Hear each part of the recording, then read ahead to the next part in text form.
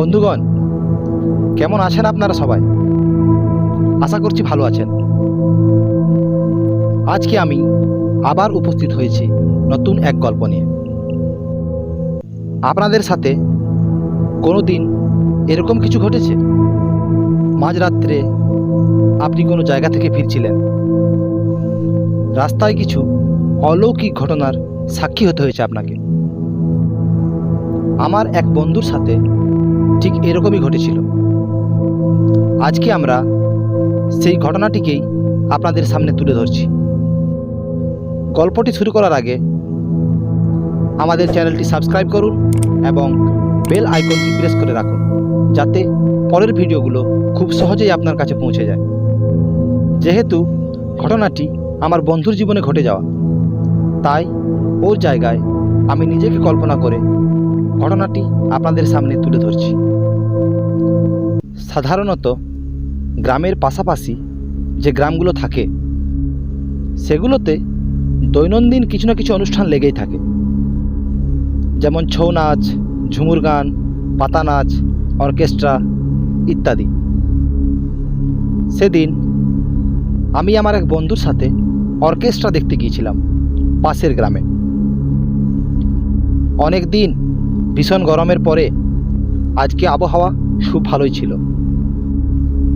ঠান্ডা ঠান্ডা বাতাস বইছিল। আমরা দুজন ছিলাম। ভাবলাম এত সুন্দর ঠান্ডা আবহাওয়া, বাড়িতে বসে কি করব, ঘুরেই আসি।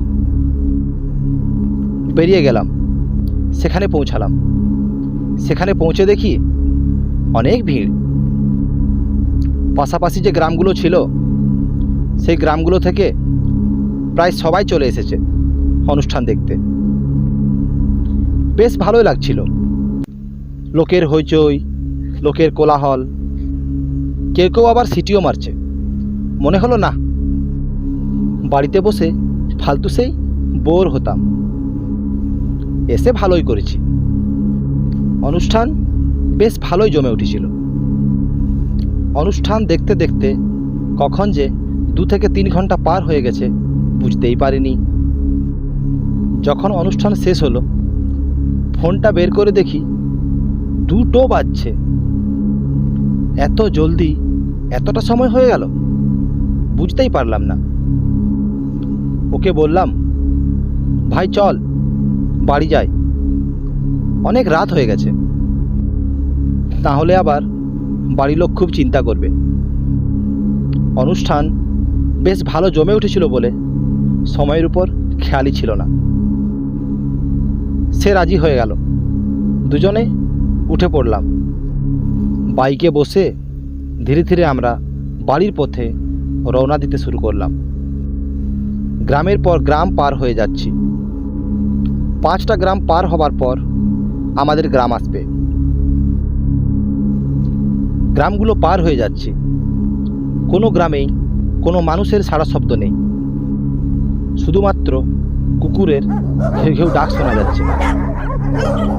বাইকের বাতাসে ঠিকমতোভাবে শব্দগুলো কানে আসছে না, শুধু শো শব্দটা বেশি কানে আসছে। রাত হয়তো 2টো বেজে পার হয়ে গেছে। সাথে একজন ছিল বলে ভয় পাবার কোনো প্রশ্নই ছিল না। দুজনে মিলে গান করতে করতে বাড়ির দিকে এগিয়ে যেতে থাকলাম। जिंदगी एक सफर है सुहाना, यहाँ कल क्या हो किसने जाना। जिंदगी एक सफर है सुहाना, यहाँ कल क्या हो किसने जाना। 5টা গ্রাম পার হয়ে আমাদের গ্রামের পথে আমরা এসে পড়েছি।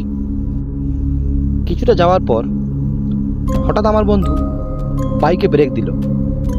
আচমকা ব্রেক দিতে অনেকটা ভয় পেয়ে গেছিলাম। ওকে বললাম, কি হলো রে, হঠাৎ ব্রেক দিলি কেন? সে বলল, সামনে তাকিয়ে দেখ একবার, তাহলেই বুঝতে পারবি কেন ব্রেক দিলাম।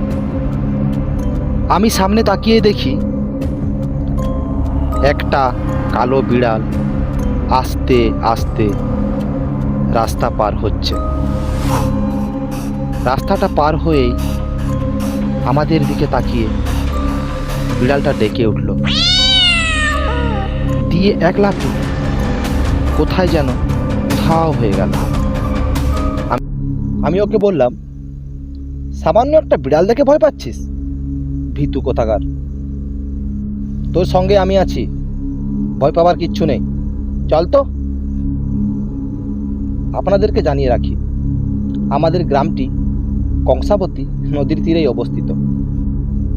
এখান থেকে আমাদের গ্রাম পৌঁছানোর জন্য একটি ব্রিজ পার হয়ে আমাদেরকে যেতে হবে। ছোটবেলা থেকে এই ব্রিজের নাম কংসাবতী ব্রিজ বলেই জানি। অল্প কিছুটা আসার পরেই বাইকের লাইটে ব্রিজটাকে দূর থেকে পরিষ্কার দেখতে পাচ্ছি। ব্রিজের উপর কেউ নেই, শুধু বড় বড় স্তম্ভগুলো দাঁড়িয়ে আছে। নির্জন ফাঁকা জায়গা। দুজনে আস্তে আস্তে মোটর বাইকের মজা নিতে নিতে ব্রিজের দিকে এগিয়ে চললাম। ব্রিজের একটু কাছাকাছি আসতেই বাইকের লাইটে দেখতে পাচ্ছি কে যেন আমাদের দিকে হেঁটে হেঁটে আসছে। পরিষ্কারভাবে বোঝা যাচ্ছে না, কিন্তু আরেকটু সামনে গেলে হয়তো বোঝা যাবে। ধীরে ধীরে এগিয়ে আস্তে আস্তে আমরা তার অনেকটাই সামনে পৌঁছে গেলাম। দেখতে পেলাম লাল শাড়ি পরা একটা বউ, তার মাথায় ঘোমটা, হাত দুটো চুড়িতে ভর্তি। একটু ভালো করে দেখলাম, অনেক দামি দামি গয়না পরে আছে। মাথার ঘোমটাটা অনেকটাই নিচ পর্যন্ত নামানো, তার জন্য মুখটা দেখা যাচ্ছে না। নিচের দিকে তাকাতেই দেখলাম পায়ে নুপুর পরে আছে। শাড়ির আঁচলটা মাটি পর্যন্ত ঝুলছে। ধীরে ধীরে আমাদের দিকে এগিয়ে আস্তে আস্তে বউটা পার হয়ে চলে গেল, কিন্তু আমাদের দিকে একবারও ফিরেও তাকালো না। বউটা যখন আমাদের সামনে দিয়ে পার হচ্ছিল, আমি ওর দিকে তাকিয়েই ছিলাম। সবচেয়ে আশ্চর্যের বিষয় হলো, তার হাতে না ছিল কোনো টর্চ, না ছিল কোনো ফোনের ফ্ল্যাশ লাইট। অন্ধকারের মধ্যে দিয়ে এমনভাবে হেঁটে যাচ্ছে যেন সব রাস্তায় ওর নিখুঁতভাবে জানা। ওকে পার হয়ে আমরা এগিয়ে চললাম। হঠাৎ আমার বন্ধু ব্রিজের মাঝ বরাবর এসে বাইকে ব্রেক করল। আমি ওকে জিজ্ঞেস করলাম, কী রে, দাঁড়ালি কেন? কি হলো, কোনো সমস্যা নাকি? সে বলল, এত রাত্রে মেয়েটাকে দেখলি? কেমন একা একা হেঁটে হেঁটে পার হয়ে চলে গেল। কি ব্যাপার বলতো? রাত 2-2:30 বাজে, একা একটা মেয়ে এইখানে কি করছে? আমি একটু অবাক হলাম। ও আবার বলল, চল না দেখে আসি, আমাদের গ্রামের কোনো বউ পালিয়ে যাচ্ছে না তো। আমি বললাম, চল তাহলে দেখেই আসি। সে বাইক ঘুরিয়ে স্টার্ট দিল, আমিও বসে পড়লাম। আস্তে আস্তে আমরা আবার সেই দিকে এগিয়ে গেলাম। কিছু দূর এগিয়ে যাওয়ার পর বউটিকে দেখতে পেলাম না। ভাবলাম হয়তো আরও কিছুটা এগিয়ে গেছে। আরও কিছুটা যাওয়ার পরেও তাকে আর দেখতে পেলাম না। তাকে দেখতে না পেয়ে বাইকটা রাস্তার ধারে দাঁড় করিয়ে এদিক ওদিক চারপাশটা ভালো করে তাকিয়ে দেখলাম। সেখানে লুকোবার মতো না আছে কোনো ভাঙা ঘর, না আছে কোনো গাছ, না আছে কোনো ঝোপ। একদম নির্জন এলাকা, কেউ কোথাও নেই। এত কম সময়ের মধ্যে বউটা কোথায় চলে গেল? এদিক ওদিক ভালো করে তাকাতেই হঠাৎ খেয়াল হলো, এটা তো সেই জায়গাটা যেখান দিয়ে বিড়ালটা রাস্তা পার হয়েছিল। এদিক ওদিক তাকানোর পরেও কাউকে যখন দেখতে পেলাম না, আমি একটু ভয় পেয়ে গেছিলাম। আমার বন্ধুকে বললাম, ভাই তাড়াতাড়ি চল এখান থেকে, জায়গাটা আমার মোটেও সুবিধার মনে হচ্ছে না। বাইকে বসে বাইকে স্টার্ট দিতেই বাইকের আলোতে দেখলাম রাস্তার পাশে সেই কালো বিড়ালটি আমাদের দিকে তাকিয়ে আছে। কি ভয়ঙ্কর দেখতে লাগছে চোখ দুটো। হঠাৎ বিড়ালটি বিচ্ছিরি সুরে ডেকে উঠল।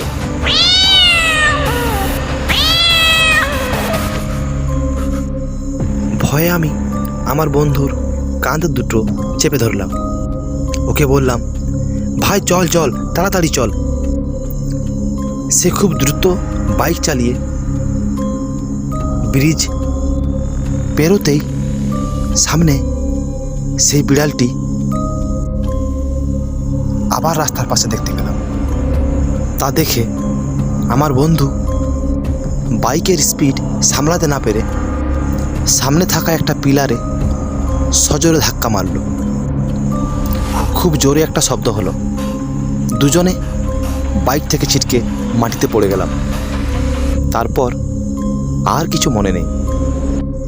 যখন চোখ খুললাম আমি বাড়িতে। ভালোভাবে দেখলাম পাটা অনেকটা কেটে গেছে, হাতেও কোনো কোনো জায়গায় কনুইয়ের নিচে কেটে গেছে।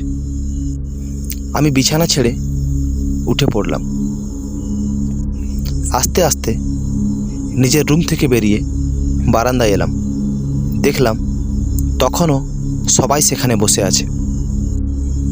আমাকে দেখে সবাই জিজ্ঞেস করছিল, কাল রাত্রে কি করে তোরা বাইক অ্যাক্সিডেন্ট করলি? কি হয়েছিল?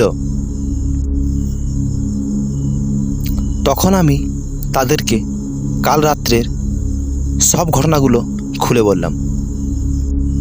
আমার ঘটনা শোনার পর তারা বলল, আমরাও শুনেছি, তোকেও তো বলেছিলাম। রাত 2টোর পর ব্রিজে একটা বউ ঘোরাঘুরি করে, তোর মনে নেই? আজ পর্যন্ত কেউ তার মুখ দেখেনি। অনেক দিন আগে একজন দেখেছিল, পরের দিন তার মৃতদেহ ব্রিজের নিচে পড়েছিল।